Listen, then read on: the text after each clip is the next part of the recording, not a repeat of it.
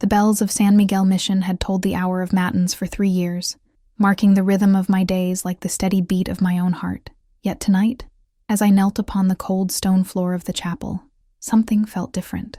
The familiar words of prayer seemed to catch in my throat, and the flickering candlelight cast shadows that danced like restless spirits against the adobe walls. My name is Isabella, and I have served God in this remote mission in the New World since I was but 18 years of age. The Spanish crown had sent us here to bring salvation to the native peoples, and I had answered that call with all the fervor of youth. Now, at 21, I understood that salvation was a more complex matter than I had once believed. The mission stood like a fortress against the vast wilderness, its thick walls protecting us from both the elements and the unknown dangers that lurked beyond. Within these walls lived our small community, Father Miguel, our elderly superior, Sister Carmen, who had become like a mother to me, 3 other sisters, and Brother Thomas, who had arrived just 6 months ago from England. It was Brother Thomas who now knelt beside me in the chapel, his presence both comforting and disturbing in equal measure. He had come to our mission carrying secrets. I could see it in the way his blue eyes sometimes grew distant, as if gazing upon scenes from another life. Father Miguel had told us only that Thomas was a learned man, skilled in languages and healing, who sought to serve God in the furthest reaches of his kingdom. The candles before us guttered in a sudden draft, and I pulled my woolen habit closer about my shoulders. The winter nights in this land were harsh, and the chapel's thick walls could not keep out all the cold. As I bowed my head to continue my prayers, I became aware of Thomas's breathing beside me, steady and deep, like a man in meditation rather than supplication. "Sister Isabella," he whispered, so softly that his words barely stirred the air between us. I did not lift my head, though every fiber of my being seemed to strain toward the sound of his voice. We were not meant to speak during the night prayers, and yet the candle before St. Teresa burns low, he murmured. "Might I assist thee in replacing it?" His manner of speech was formal, courteous, yet there was something in his tone that made my pulse quicken. I nodded silently and rose, my knees protesting after the long hours of kneeling. Together, we moved toward the side altar where the statue of St. Teresa stood in her carved niche, her marble face serene in the golden light. As Thomas reached for a fresh candle from the supply box, his hand brushed against mine. The touch was brief, innocent, yet it sent a shock through me that I struggled to hide. I found myself studying his profile in the candlelight, the strong line of his jaw, the way his dark hair fell across his forehead, the gentle concentration in his features as he lit the new taper. "Tell me," I whispered, surprising myself with my boldness, "what brought thee to this distant place, Brother Thomas?" He was quiet for so long that I feared I had overstepped. When he finally spoke, his voice carried the weight of old sorrows. "I seek redemption, sister, as do we all. But perhaps my sins require a greater distance from the world to find absolution." There was pain in his words, a depth of experience that spoke of battles fought both on the field and within the soul. I wanted to ask more, to understand what shadows haunted this gentle man, but the sound of footsteps in the corridor beyond the chapel made us both freeze. Sister Carmen appeared in the doorway, her weathered face creased with concern. "Children, the hour grows late. You should seek your rest." We bowed our heads in acknowledgement and began to file out of the chapel. As I passed Brother Thomas, he caught my sleeve gently. "Sister Isabella," he breathed, so quietly that even Carmen could not hear. "Tomorrow, after Lauds, might we speak of the translations? There are passages in the old texts that perplex me." I nodded, not trusting my voice to remain steady. As I followed Sister Carmen through the dim corridors to our cells, I found my mind racing. What did he wish to discuss? And why did the prospect of spending time alone with him fill me with both anticipation and a strange, fluttering fear? My cell was small and sparse, containing only a narrow bed, a wooden cross upon the wall, and a small table where I kept my prayer book and writing materials. I knelt beside my bed for my final prayers of the night, but the words seemed to slip away like smoke. Instead, I found myself thinking of Thomas's eyes, the way they seemed to hold both kindness and sorrow in their depths. Sleep eluded me for hours. I lay listening to the wind howling around the mission walls, carrying with it the wild, untamed voice of the frontier. This land was so different from the gentle countryside of Castile where I had spent my childhood. Here, everything seemed larger, more dangerous, more alive. Perhaps that was why my heart felt so restless tonight. The next morning dawned clear and cold. I rose before the bell for lauds, as was my custom, and made my way to the chapel for private prayer. To my surprise, I found Thomas already there, kneeling before the altar with his head bowed in what appeared to be deep contemplation. I took my place at the back of the chapel, not wishing to disturb him, but he must have heard my footsteps on the stone floor. He turned slightly, offering me a small smile before returning to his prayers. There was something different about him this morning, a tension in his shoulders, a restlessness that seemed to match my own. When the bell tolled for lauds, the rest of our small community joined us. Father Miguel's voice, cracked with age but still strong in faith, led us through the familiar psalms. Sister Carmen's soprano rose above the rest, pure and clear as mountain air. Yet I found myself listening for the deeper tones of Thomas's voice, the way it seemed to give weight and meaning to every word. After the service, as we filed out for our morning meal, Thomas fell into step beside me. "Sister, if thou art willing, I would speak with thee about those translations after we have broken our fast." "Of course, Brother Thomas. I am at thy service." The morning meal was simple fare, bread, cheese, and weak ale, but it was eaten in companionable silence, as was our custom. I found myself stealing glances at Thomas across the wooden table, noting how the morning light from the high windows caught the gold threads in his brown hair. After we had finished eating and offered our thanks, Thomas led me to the small scriptorium where we kept the mission's collection of books and manuscripts. The room smelled of parchment and ink, leather and dust, scents that had always comforted me, reminding me of my father's library back in Spain. "Here," Thomas said, opening a leather-bound volume on the reading desk. "This passage from Augustine's Confessions. I fear my Latin is imperfect in places." I moved to stand beside him, close enough to see the manuscript clearly. The text was beautifully illuminated, with elaborate capital letters painted in gold and blue. As I read the passage he indicated, I became aware of his presence beside me, the warmth of his body, the clean scent of the soap we all used, the sound of his breathing. "Thou hast made us for thyself, O Lord," I read aloud, translating from the Latin, "and our heart is restless until it rests in thee." This is Augustine speaking of his own spiritual journey, his search for meaning before he found God. "Yes," Thomas said quietly, "but what if the heart finds something else that gives it peace? Something that seems to contradict what we have been taught?" I looked up at him, struck by the intensity in his voice. His blue eyes were troubled, searching my face as if seeking an answer to some question he dared not voice aloud. "Augustine himself struggled with such questions," I replied carefully.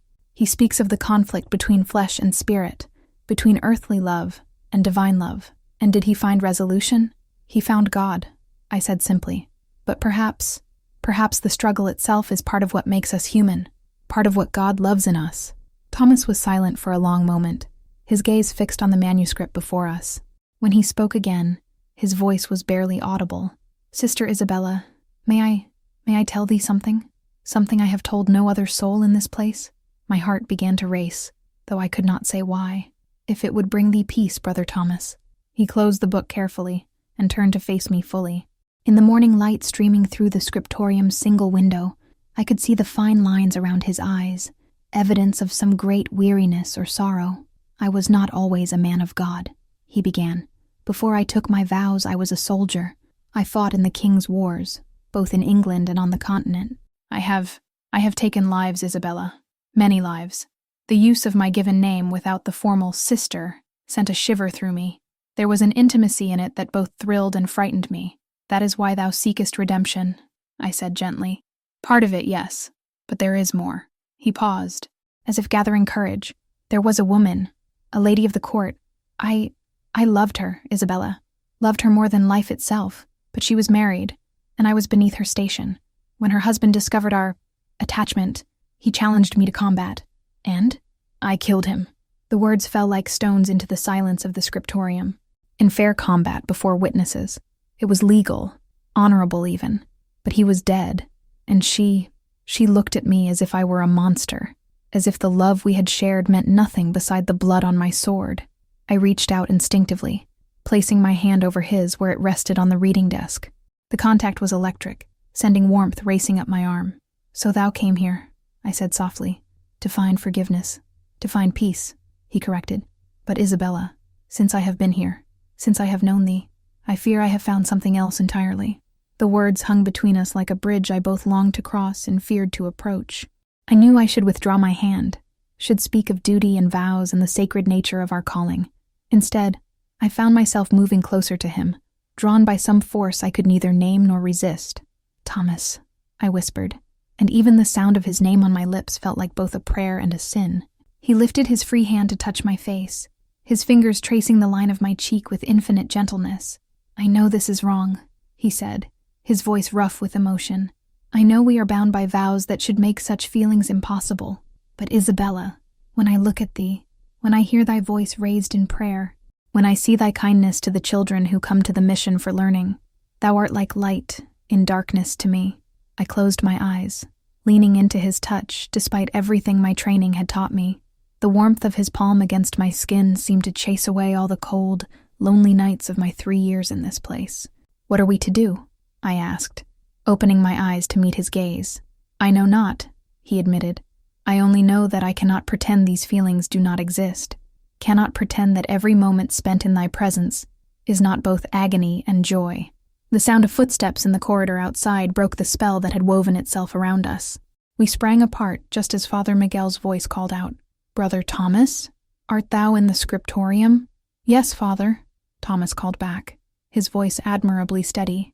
"Sister Isabella is helping me with some Latin translations." The old priest appeared in the doorway, his kind face creased in a smile. "Excellent, excellent. Sister Isabella is our finest scholar, brother. Thou could not have a better teacher." I felt heat rise in my cheeks, though whether from shame or the memory of Thomas's touch, I could not say. "Father," I managed, "I should attend to my other duties." "Of course, child. The native children will be arriving soon for their lessons." "Will they not?" "Yes, Father. I must prepare." I fled the scriptorium without looking back at Thomas, though I could feel his gaze following me down the corridor. My heart was racing, my thoughts in chaos. What had just happened between us? And more frightening still, what did it mean for our future in this isolated place?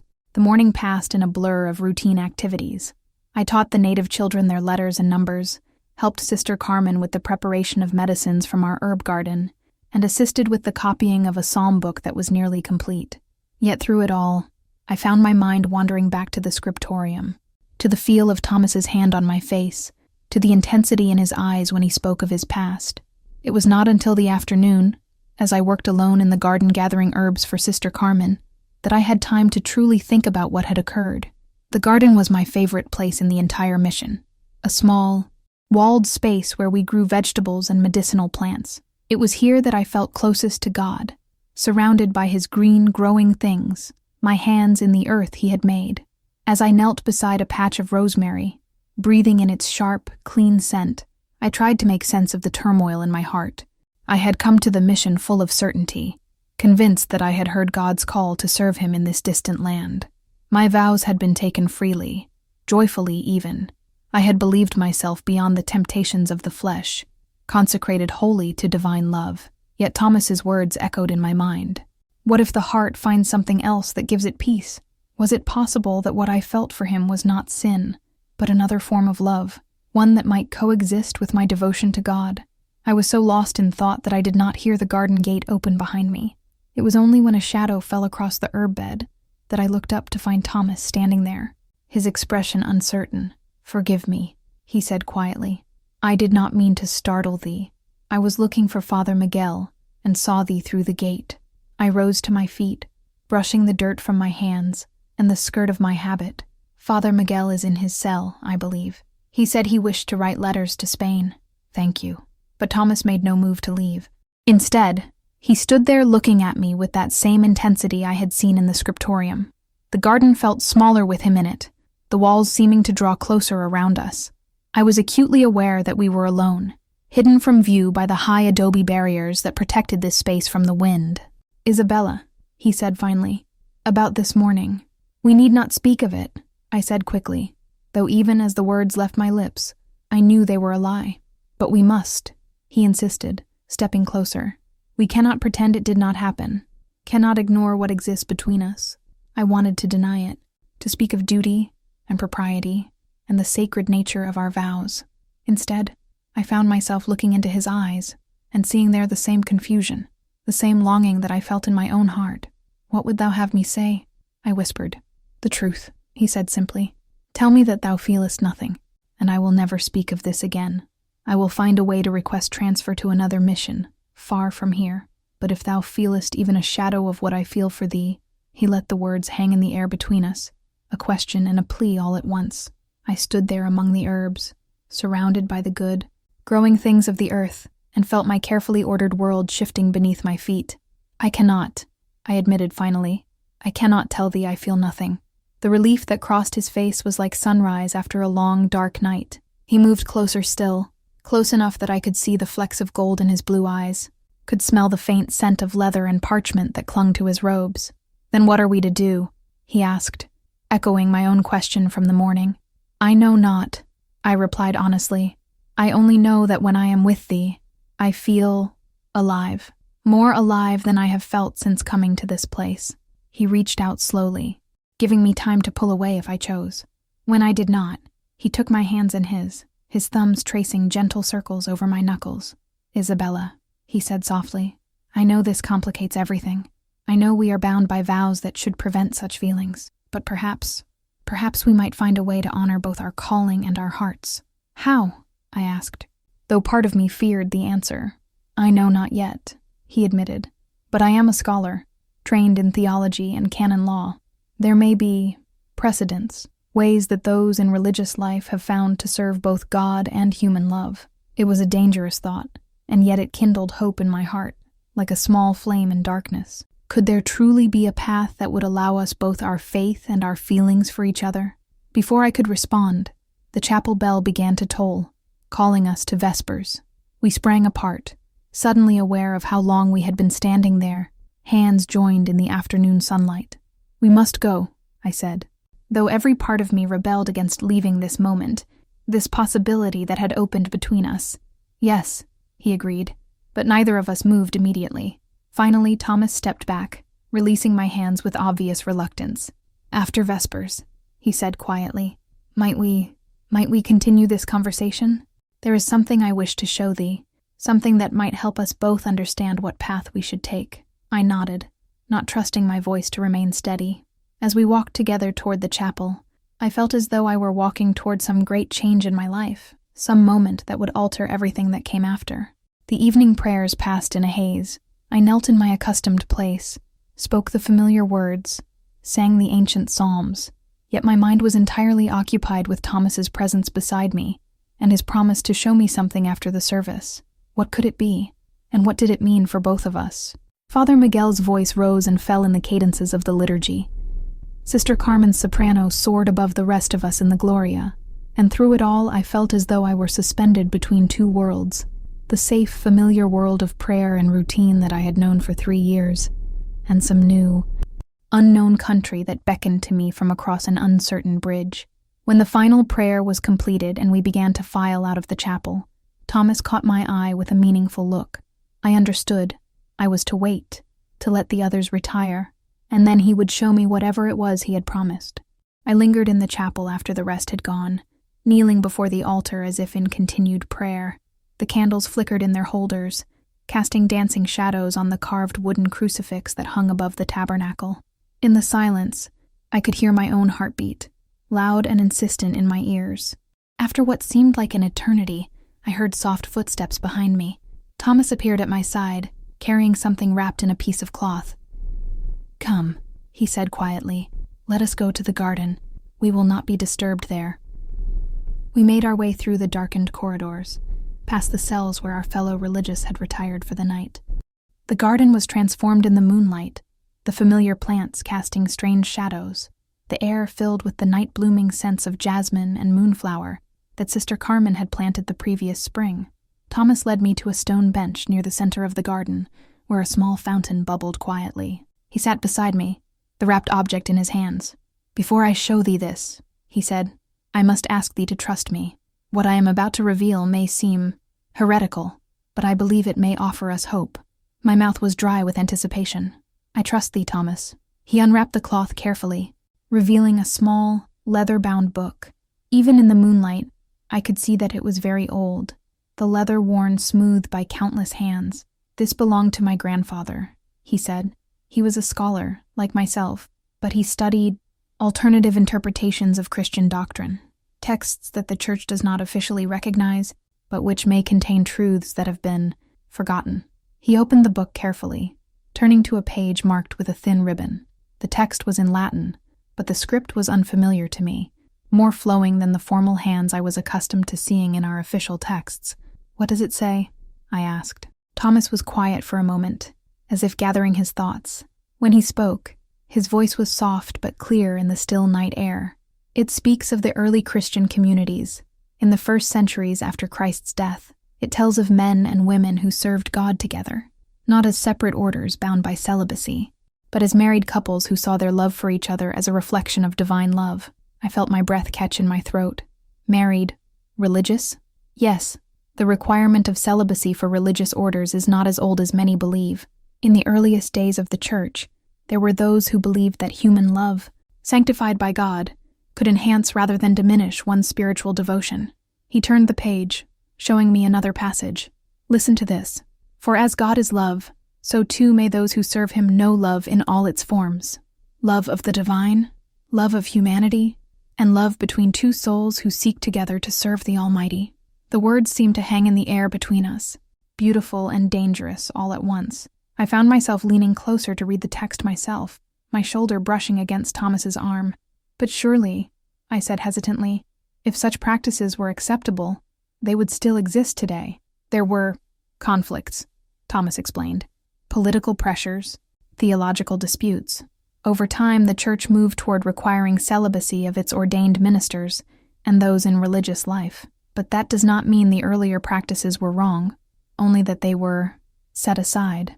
I stared at the ancient text, trying to absorb what he was telling me. Could it be true?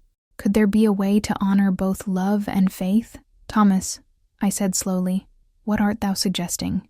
He closed the book carefully and set it aside, then turned to face me fully. In the moonlight, his face was all plains and shadows, but his eyes were bright with hope and something that might have been love. "I am suggesting that perhaps our feelings for each other are not a betrayal of our faith, but rather another way of serving God, that perhaps we might find a path that honors both our vows and our hearts. But how? We cannot simply ignore the rules under which we live. Father Miguel would never—" "No," Thomas agreed. "We cannot simply act as if the current laws of the Church do not exist. But Isabella, there are precedents, ways that those in religious life have found to modify their vows without abandoning their calling." He paused, as if weighing his words carefully. "There are missions, in the most remote parts of the New World, where married couples serve together, where the requirements of canon law are interpreted more flexibly, out of necessity." My heart began to race again. "What art thou saying?" "I am saying that if we were to request transfer to such a place, if we were to petition for permission to serve God together as husband and wife, it is not impossible that such permission might be granted." The possibility he was describing seemed too wonderful, too dangerous to contemplate. To leave this mission that had become my home, to venture even further into the unknown wilderness, to risk everything on the chance that we might be allowed to serve God together. "It would be a great risk," I said quietly. "Yes," he admitted. "But Isabella, is not love always a risk? And if we are careful, if we present our case properly, with the right theological arguments—" He reached for my hands again, his touch warm and sure in the cool night air. "I cannot promise thee that such a path would be easy," he continued. "There would be those who would condemn us, who would say we were putting earthly love before divine love. But I have to believe, that God does not ask us to deny every human feeling in order to serve him, that he who created love in all its forms would not condemn love that seeks to honor him." I sat in silence for a long moment, feeling the weight of the decision he was asking me to make. To leave everything familiar, to risk scandal and condemnation, to venture into an uncertain future based on faith and love and the hope that God would understand. What would we do? I asked finally. How would we even begin? The relief in Thomas's face told me that he had interpreted my question as the acceptance it was. First, we would need to research further, find more precedents, more theological justification for our request. Then we would need to approach Father Miguel, carefully, with our proposal. If he were to support us, and if he does not? Thomas was quiet for a moment. Then we would have to decide whether our calling to serve God together is stronger than our attachment to this particular place. The implication was clear. If official channels failed us, we would have to choose between our love and our current life. It was a choice I had never imagined I would have to make. I need time, I said finally.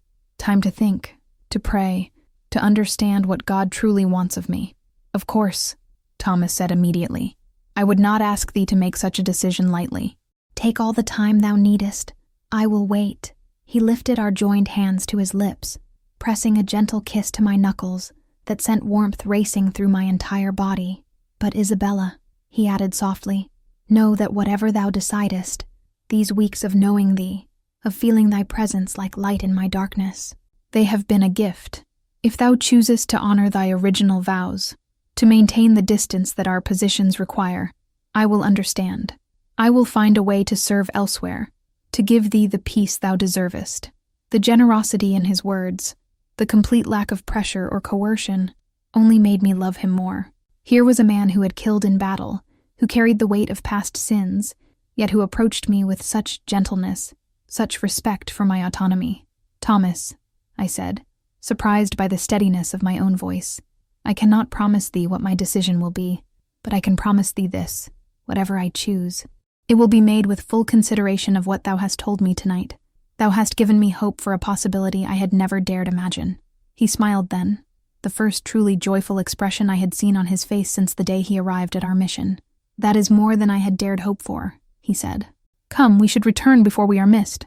We rose from the bench, and Thomas rewrapped the precious book carefully in its cloth covering. As we walked back toward the main building of the mission, I found myself hyper-aware of his presence beside me.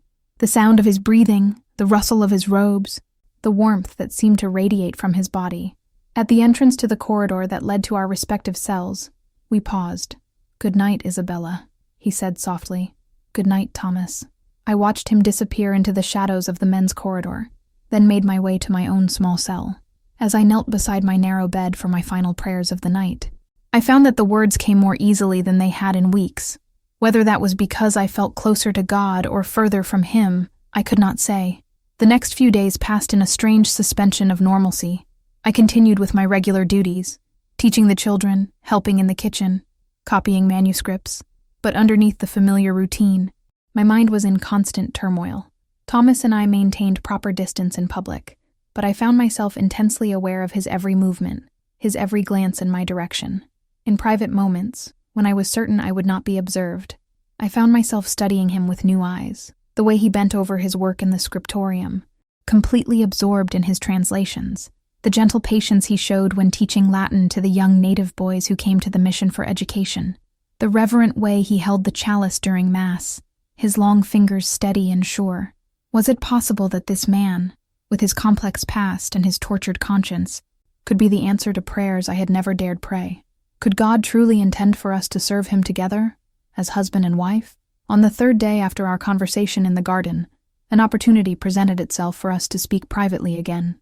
Sister Carmen had taken ill with a fever, and I had volunteered to tend to her throughout the night.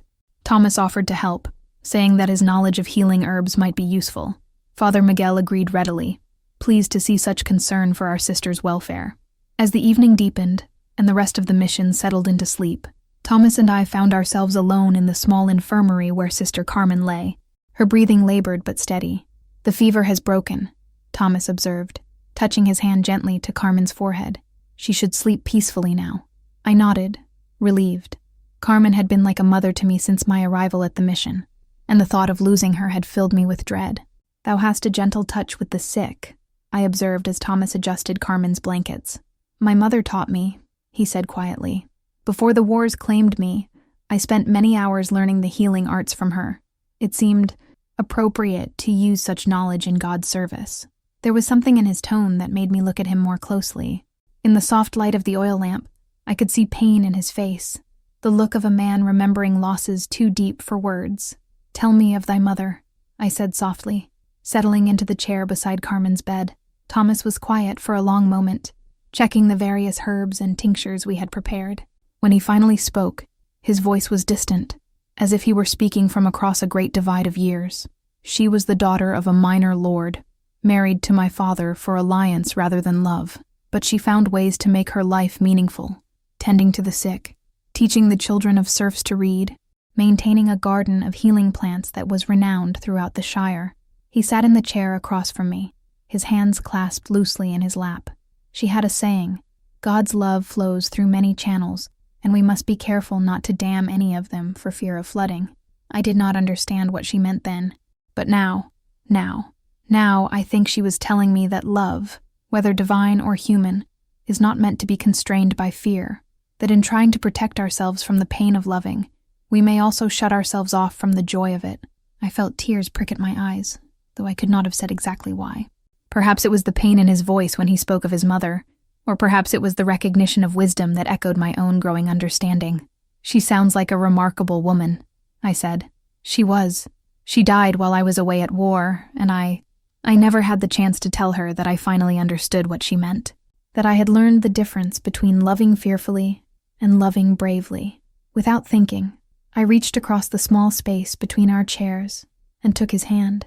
His fingers closed around mine immediately, as if they had been waiting for that touch.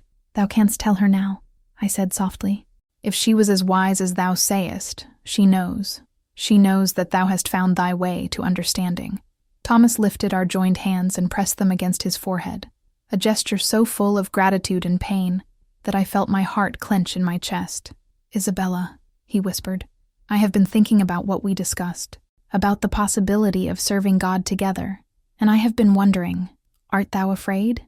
The question caught me off guard with its directness. Was I afraid? The honest answer was yes, terrified in fact, afraid of leaving the safety of what I knew, afraid of risking everything on an uncertain future, afraid of the judgment of others, afraid of the possibility that I might be wrong about God's will for my life. But I was also afraid of something else, afraid of spending the rest of my life wondering what might have been if I had been brave enough to reach for the love that had been offered to me. "Yes," I admitted, "I am afraid, but I am also hopeful, more hopeful than I have been in years." Thomas lifted his head to look at me, his blue eyes bright with unshed tears. "Then we are both afraid, and both hopeful," he said. "Perhaps that is as it should be. Perhaps perfect certainty would make the choice too easy, and therefore less meaningful." Sister Carmen stirred slightly in her sleep, murmuring something inaudible. We both turned our attention to her for a moment, but she settled back into peaceful slumber without waking. "Thomas," I said quietly, "I have been praying about what thou told me, and I keep coming back to the same thought. If God did not intend for us to feel this way about each other, why would he have brought us together in this remote place? Why would he have given us hearts that recognize something holy in each other? And what answer dost thou find to that question?" I was quiet for a moment, struggling to put into words the understanding that had been growing in me over the past few days. "I think," I said finally, "that perhaps there are different ways to serve God, that perhaps some are called to serve him in solitude, and others are called to serve him together, that perhaps what matters is not the form our service takes, but the love that motivates it." Thomas was very still, his eyes never leaving my face. "Go on," he said softly. "I think," I continued, feeling my way through ideas that were still half-formed, "that thou wert right when thou said that love is always a risk. But I also think that refusing to love, out of fear or rigid adherence to rules that may not reflect God's true will, might be an even greater risk. The risk of a life half-lived, a service to God that is incomplete, because it denies part of what he created us to be."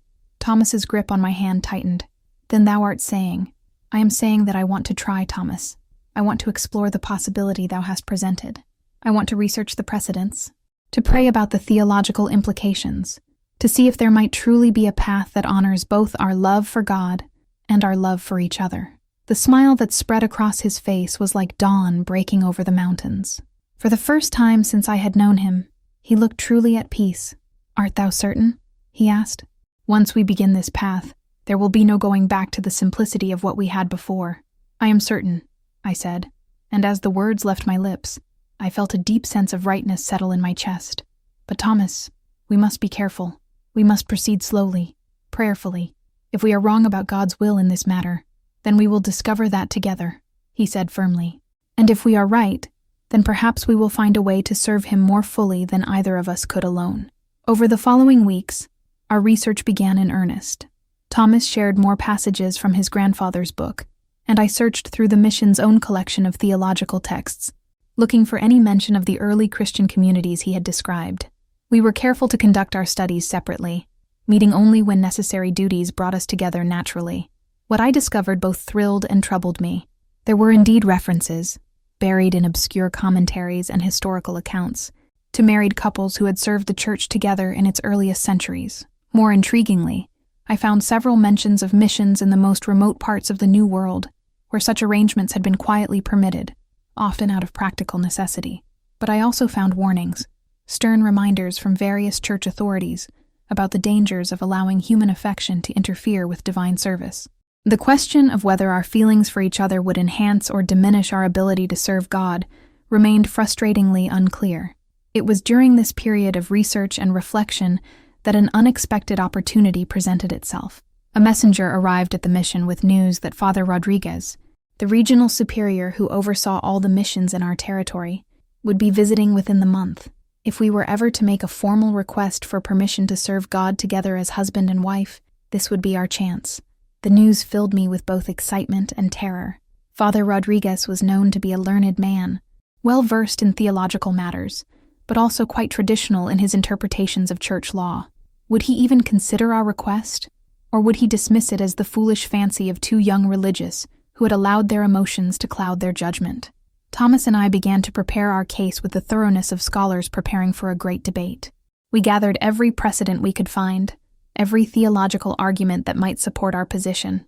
We also spent long hours in prayer, both together and separately, seeking assurance that we were acting according to God's will, rather than our own desires. As the day of Father Rodriguez's arrival approached, I found myself growing increasingly anxious. The stakes seemed impossibly high, not just for Thomas and myself, but for our understanding of what it meant to serve God faithfully. The morning Father Rodriguez was due to arrive, I rose before dawn and made my way to the garden for private prayer. The air was crisp with the promise of winter, and the sky was just beginning to lighten in the east. I knelt among the herbs, breathing in their familiar scents, trying to quiet my racing heart. I was surprised when Thomas appeared at the garden gate, his face grave with the same anxiety I felt. "I could not sleep either," he said by way of explanation. I nodded, understanding completely. We knelt together in the garden, where we had first spoken of our feelings, surrounded by the plants that Carmen had taught me to tend, and prayed silently as the sun rose over the mission walls. When we heard the sound of horses approaching, we rose and made our way to the main courtyard with the rest of the community. Father Rodriguez was a tall, spare man with silver hair and penetrating dark eyes. He greeted Father Miguel warmly, embraced each of us in turn, and expressed his pleasure at seeing the mission thriving in such a remote location. During the communal meal that followed, Father Rodriguez spoke of the various missions under his authority, the challenges they faced, and the innovative solutions some had found to the unique problems of serving God in the wilderness. I found myself listening intently, searching his words for any hint of flexibility regarding the rules that governed religious life. After the meal, Father Rodriguez requested a private meeting with Father Miguel to discuss mission business. Thomas and I waited anxiously for our own opportunity to speak with him, knowing that Father Miguel would need to be informed of our request before we could present it formally. It was not until the following morning that Father Miguel summoned us both to his study. His face was unreadable as he gestured for us to sit in the simple wooden chairs across from his desk. "Father Rodriguez has agreed to hear your unusual request," he said carefully. "But I must tell you, my children, that I am deeply concerned about what you are proposing." My heart sank. If Father Miguel, who had come to know us both well over the months we had served together, had reservations about our request, what hope did we have of convincing the regional superior? "Father," Thomas said respectfully, "we understand thy concern, but we have prayed about this matter extensively, and we have researched the theological and historical precedents." Father Miguel held up a hand to stop him. "I do not question your scholarship, Brother Thomas, nor your sincerity, Sister Isabella. What concerns me is whether you have fully considered the implications of what you are asking. The life of a married couple serving God together in the wilderness is not the romantic adventure you may imagine it to be. It is harsh, dangerous, often lonely despite companionship. The demands are extraordinary, Father," I said quietly. "We are not asking for an easy life. We are asking for the opportunity to serve God together, to support each other in that service. If the life is harsh, Surely it would be better faced together than alone. The old priest studied us both for a long moment, his weathered face thoughtful. "There is wisdom in what you say," he admitted finally, "and I cannot deny that I have seen how you work together, how your individual strengths complement each other. Brother Thomas, your knowledge of healing and languages, combined with Sister Isabella's gift for teaching and her understanding of the native customs. Together, you might accomplish much good." Hope flickered in my chest, but Father Miguel was not finished. "However," he continued, "what you are asking would require not just Father Rodriguez's permission, but careful consideration of where such a mission might be established, what resources would be needed, how you would be supervised." He shook his head. "It is a complex matter." "We understand, Father," Thomas said. "We are prepared to accept whatever conditions might be placed upon such an arrangement. We are prepared to serve wherever the Church might send us." Father Miguel nodded slowly. "Very well. Father Rodriguez will meet with you this afternoon after Sext. I suggest you use the remaining time to prepare your arguments carefully. He is a learned man, but also a cautious one. You will need to convince him not just that your request has precedent, but that it serves the greater good of the Church's mission." That afternoon, Thomas and I found ourselves seated in the mission's small receiving room, our carefully prepared notes spread before us on a wooden table. Father Rodriguez sat across from us, his expression neutral but attentive. "Father Miguel has explained your request," he began without preamble. "I confess, it is not something I have encountered before in my years of service. Tell me, what has led you to believe that such an arrangement would be advisable?" Thomas and I had agreed that he would present the historical and theological arguments, while I would speak to the practical benefits of our serving together. He began with the precedents we had discovered, citing specific examples of married couples who had served the early Church. Father Rodriguez listened without interruption, occasionally making notes on a piece of parchment. When Thomas had finished, the priest turned his attention to me. "And you, Sister Isabella? What do you see as the practical benefits of this arrangement?" I took a deep breath, praying that my voice would remain steady. "Father, in our work here at the mission, I have observed that Brother Thomas and I complement each other well. His knowledge of medicine and languages, combined with my experience teaching the native children, and my familiarity with local customs, allows us to serve the community more effectively together than either of us might alone." I paused, gathering courage for what I needed to say next. "But beyond that, Father, I believe that our affection for each other, rather than hindering our service to God, might actually enhance it. When two people love each other deeply, they are motivated to be their best selves, to support each other in their highest aspirations. If those aspirations are directed toward serving God, you believe that romantic love can serve a spiritual purpose?" Father Rodriguez asked, his tone carefully neutral. "I believe that all love, properly directed, serves God," I replied. "And I believe that the love between a man and woman, sanctified by marriage and dedicated to divine service, might be one of the purest forms of worship available to us." The priest was quiet for several minutes, studying the notes he had made and the documents we had presented. Finally, he looked up at us both. "Your arguments are not without merit," he said slowly, "and I cannot deny that the Church faces unique challenges in serving the souls of this vast continent. Traditional approaches are not always adequate to the task." My heart began to race with hope. "However," Father Rodriguez continued, "what you are proposing would require careful oversight, clear guidelines, and most importantly, a suitable location where such an experiment might be attempted without scandal to the faithful." "We understand, Father," Thomas said. "We are prepared to accept whatever conditions you might set." Father Rodriguez nodded. "There is a mission, far to the north, in the territory recently claimed by New Spain. It serves a native population that has proven resistant to traditional evangelization efforts. The priest who established it has requested assistance, specifically mentioning the need for someone skilled in languages and healing, as well as someone capable of establishing educational programs." He paused, looking at each of us in turn.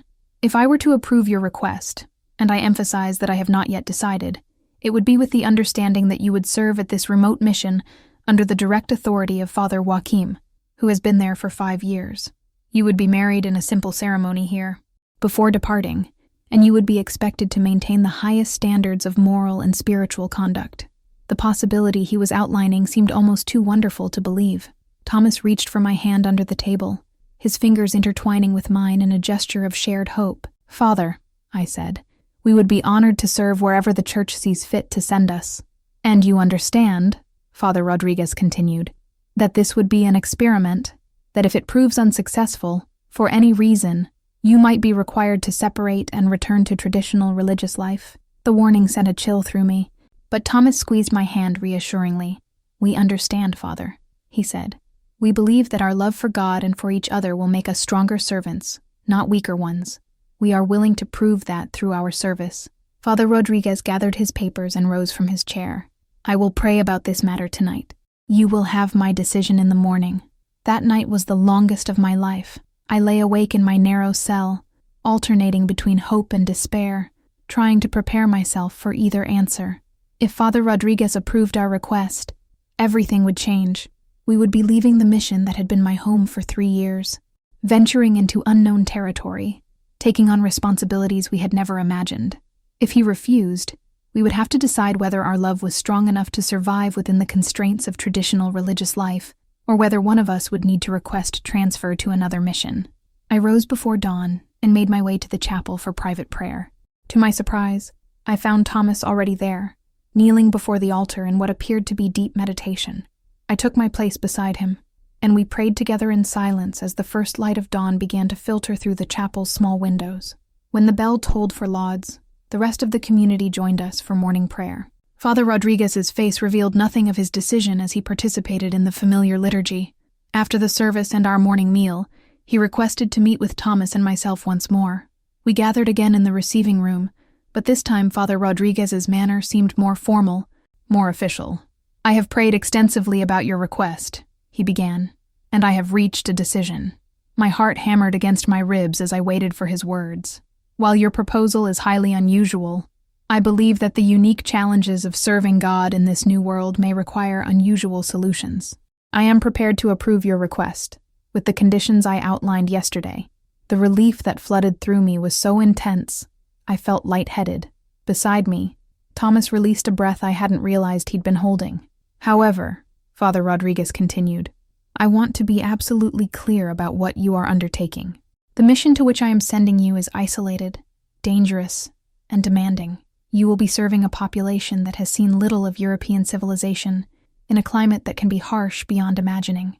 There will be no other European faces for hundreds of miles, no familiar comforts, no easy escape if you find the life difficult. We understand. Father, I said, though in truth I could barely comprehend the magnitude of what he was describing. You will be married tomorrow morning, immediately after lauds, Father Rodriguez announced. Father Miguel will perform the ceremony. You will depart the following day, with supplies and a small escort that will accompany you partway to your destination. The next 24 hours passed in a blur of preparation and emotion. Sister Carmen, recovered from her illness, helped me pack my few possessions while offering advice about life in the wilderness that I knew came from her own youth on the frontier. Remember, child, she said, as she folded my spare habit into the traveling chest. Marriage is not just about love, though that is important. It is about supporting each other through everything life brings. In the wilderness, you will have only each other to depend upon. Make sure that dependence is strong enough to bear any weight. The wedding ceremony itself was simple, almost austere. Thomas and I stood before the altar where we had prayed together so many times, speaking the ancient vows that bound us not just to each other, but to a shared life of service. I wore my usual habit, with no adornment, save a small crown of herbs from the garden that Carmen had woven for me. Thomas wore his brown robes, cleaned and mended with special care for the occasion. Father Miguel's voice was warm as he pronounced us husband and wife, but I could hear the concern underlying his blessing. Father Rodriguez stood as witness, his expression serious but not unkind. When Thomas kissed me, our first kiss, brief and reverent, I felt as though my entire life had been leading to this moment. That night, our last night at the mission, we sat together in the garden, where we had first acknowledged our feelings for each other. Tomorrow we would begin a journey into unknown territory, toward a future we could only dimly imagine. Art thou afraid? Thomas asked, echoing his question from weeks earlier. Yes, I admitted, but also eager. For the first time since I took my vows, I feel as though I am moving toward something rather than away from it. He took my hand, my husband's hand now, I thought with wonder, and lifted it to his lips. "Whatever comes," he said softly, "we will face it together, in service to God and in love for each other." The next morning, we departed the mission with the first light of dawn. Our escort consisted of 2 soldiers and a guide who knew the northern routes. Our supplies were packed on sturdy mules, and we ourselves rode horses that had been blessed by Father Miguel for the journey. As the mission walls disappeared behind us, I felt a mixture of grief and anticipation. I was leaving the only life I had known as an adult, venturing into a wilderness that might claim our lives as easily as it had claimed so many others. But I was not going alone. Beside me rode the man I loved, my partner in both marriage and ministry. Whatever challenges awaited us in the north, we would meet them together, bound by vows both sacred and human, serving the God who had brought us together in ways we were only beginning to understand. The morning sun rose higher as we rode north, warming our faces and casting long shadows behind us. Ahead lay uncertainty, danger, and a calling that would test everything we believed about love, faith, and service. But as Thomas reached over to squeeze my hand, as our horses carried us toward the unknown horizon, I felt a deep peace settle in my heart. This was the path God had set before us. Not the path I had expected when I first took my vows, but the path that seemed to lead toward the fullest expression of everything those vows had meant. In the distance, a bell tolled from some hidden settlement, calling the faithful to prayer. Thomas and I exchanged a look of understanding, and together we began to recite the words of the morning prayers, our voices joining in harmony as we rode toward whatever destiny awaited us in the wilderness. If this tale hath touched thy heart, dear friend, I pray thee wouldst leave thy blessing upon this video and join our fellowship by subscribing to this channel. Share thy thoughts in the comments below, for I would hear what wisdom or memory this story hath stirred within thee. To hear the next tale of love and faith, click upon the box to thy left, where another story awaits thy listening ear.